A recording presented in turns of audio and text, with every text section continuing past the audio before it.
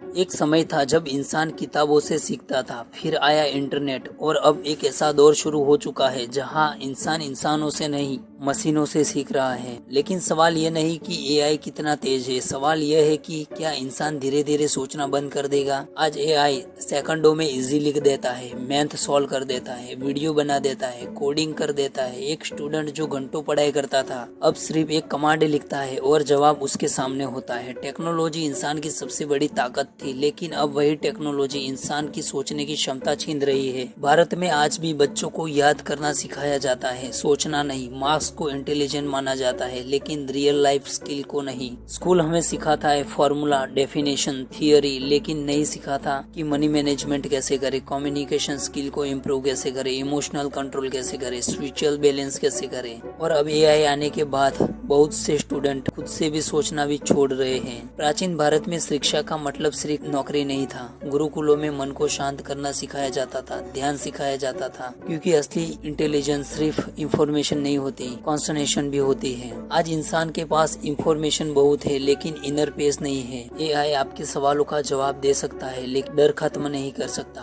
अकेलापन नहीं समझ सकता, आत्मा की शांति नहीं दे सकता। साइंटिस्ट आज आर्टिफिशियल इंटेलिजेंस बना रहे हैं, लेकिन फ्यूचर का सबसे बड़ा खतरा क्या है? यह नहीं कि एआई इंसानों से ज्यादा इंटेलिजेंट हो जाएगा, बल्कि यह है कि इंसान खुद अपनी इंटेलिजेंस इस्तेमाल करना बंद कर देगा। जब हर आंसर रेडी मिलेगा तो इमेजिनेशन खत्म होगी, जब हर काम मशीन करेगी तो मेहनत खत्म होगी, और जब इंसान सिर्फ स्क्रीन पर जिएगा तो नेचर, इमोशन, स्पिरिचुअलिटी सब पीछे छूट जाएंगे। एआई एक परफेक्ट असिस्टेंट बन सकता है, लेकिन एक टीचर सिर्फ पढ़ाता नहीं, वो इंस्पायर करता है। एक टीचर किसी स्टूडेंट की आंख देखकर समझ सकता है कि वो अंदर से टूटा हुआ है।